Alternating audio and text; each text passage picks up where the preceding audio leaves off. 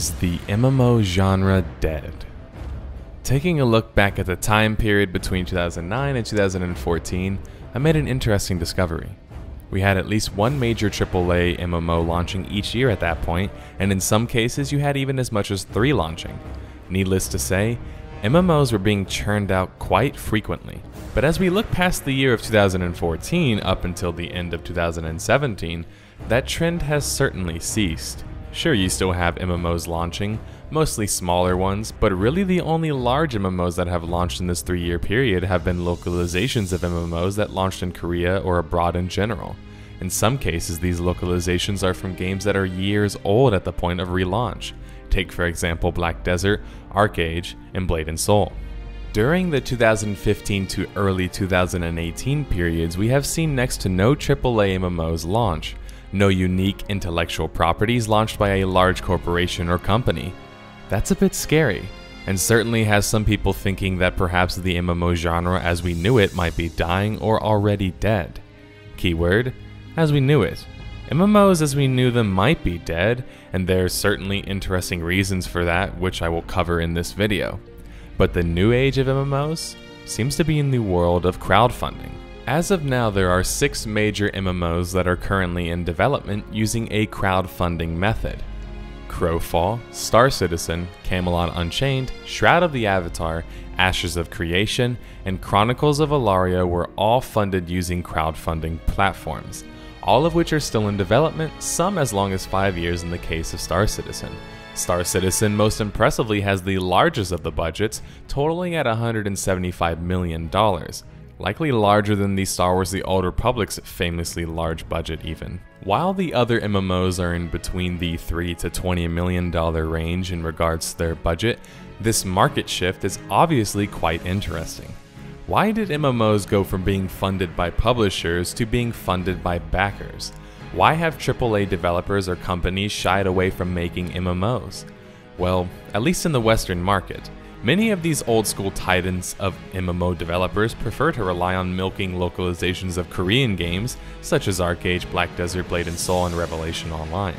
Even old MMO titan-like developers such as NCSoft seem wary to invest in a new MMO IP. And news sites like MMORPG.com and Massively and such are continuing to perpetrate that games such as H1Z1 and Fortnite are MMOs. But things weren't always so bleak. MMO's popularity exploded in the periods of 2004 to 2014.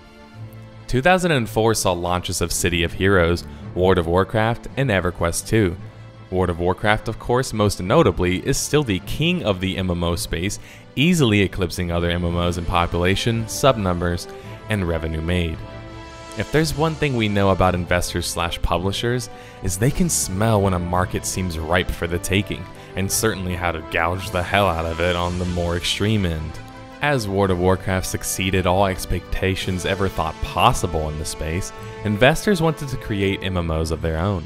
This is why the period of the time mentioned was essentially a gold rush akin to the miners in California finding gold back in the 1840s. The period of 2004 to 2014 is just insane in terms of MMO's growth. Every publisher started picking key developers with the full intention to create an MMO. I mean, why not? World of Warcraft was reaching levels of success never thought possible. Multiple millions of subscribers all paying $15 price tags monthly? Sign me up, said publishers and developers. When a market first starts off or takes off, the barriers of entry are quite low. In the case of MMO's early games, didn't have the largest of budgets. Nothing like they do now at least, so it seemed to be financially viable to pursue making an MMO with the hope that it really took off and continued to be a fruitful business for years to come. It theoretically could have been the gift that kept on giving.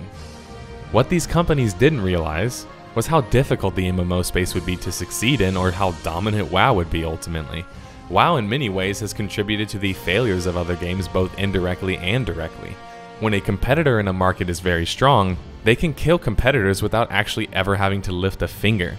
When a new company fails to match up to the already well-established company, which is hard to do at this point since the company, like WoW in this case, has such a large market share already, they can end up dying due to the lack of popularity. Some of these companies can exist within a niche in the market, say for example the way certain sandbox titles or MMOs such as Final Fantasy XI back then have been able to survive for such a long time even to this day, but these aren't very common. And thus, when these companies and MMOs start to fail, as I have outlined many of these on my channel, developers crumbled, publishers started to pull away from MMOs, no longer deeming them viable for making money. Failures aren't without consequences.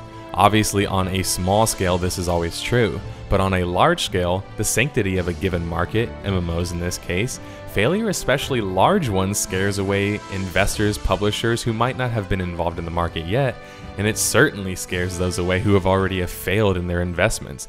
The gold rush was running out.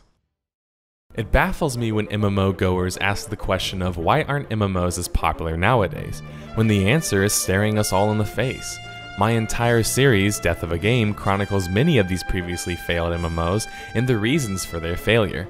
These collectively are the largest reason why MMOs have lost favor in the eyes of the industry. Sure, creatives still want to make MMOs. Who wouldn't want to create an entire universe of a game that could be played by millions and have far more depth than most games?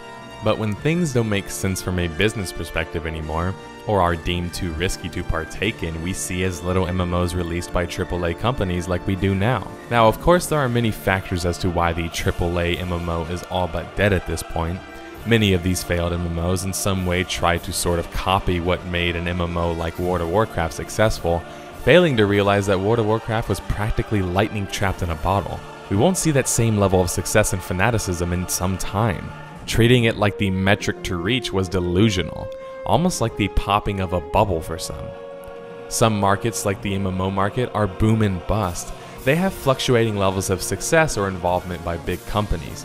The MMO space is certainly in a bit of a bust or down period at this time, but all it takes is for another MMO to make big things and be successful for the market to have an influx in players again.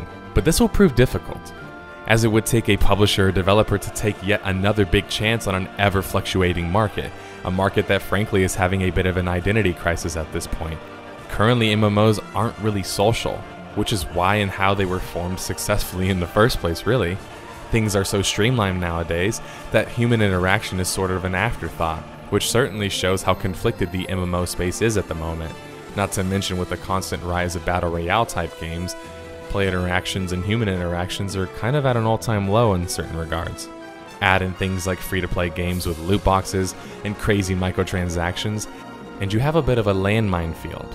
Not quite easy to navigate for a company looking to craft a successful MMO. Well, that was until platforms such as Kickstarter started to find popularity. Suddenly, developers realized instead of having to track down a publisher and potentially sell your company or your soul if you fail, you could go directly to the audience or gamers and have them back your operating and development costs. Really, crowdfunding platforms have been a game changer in the gaming world. As I mentioned at the start of the video, there are quite a few MMOs out right now that are using a crowdfunding platform, or at least are currently being funded and developed. There was even a rather high-profile launch from this platform just this year. Albion Online was an MMO that launched due to crowdfunding and had moderate levels of success. These other MMOs like Ashes of Creation, Crowfall, Star Citizen, and Camelot Unchained have far more ambitious goals than Albion, and for some of these games, their goals seem to endlessly stretch on. Star Citizen. I think we as gamers naturally should be wary of some of these promises, and also remember that a typical MMO takes 4 to 5 years to launch. So don't feel embarrassed about supporting one of these games, just do so with the right mindset. There are an awful lot of MMOs on the horizon using this funding strategy, and not a whole lot to show for it yet. It is interesting to note that the crowdfunded MMOs that are coming out are nearly all sandboxes. This is an interesting observation, as the age of WoW and its different copycats were all about being theme park experiences, or what I like to call a developer-guided experience. Sandbox titles are more player-driven, and as WoW reached insane levels of popularity, many people thought that this sandbox genre had nearly become extinct. You had a few games that had hybrid models, sandbox elements, and a theme park format, but with the number of crowdfunded MMOs on the horizon, it looks like sandboxes are making a comeback. Theme park MMOs such as WoW in many ways took the sandbox market and simplified it, which in my opinion, in certain ways, regressed the market as a whole.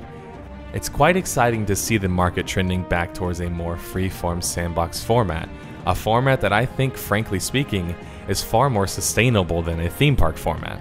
A sandbox format doesn't require as much developer interaction. Take for example a Elder Scrolls, Skyrim, or Oblivion.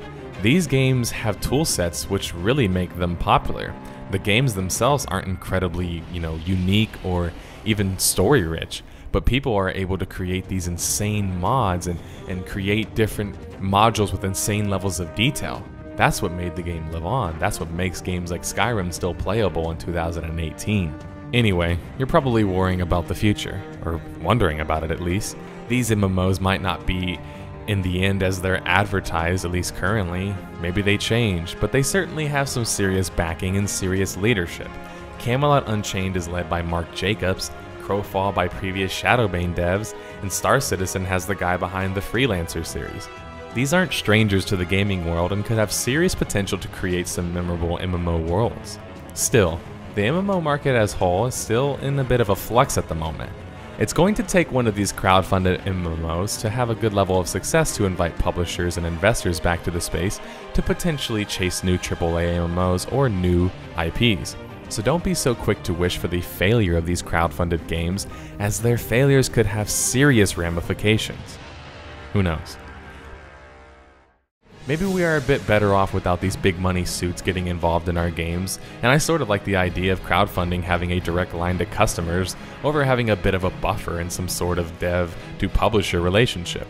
Only time will tell in the end how things play out. I haven't lost hope yet. If at least one or two of these MMOs in the works succeed, that's still 1 to 2 more successful new IPs on the market for us. We have to take our victories where we can. What MMO are you most excited for? Let me know in the comments below, and why. Thank you for watching.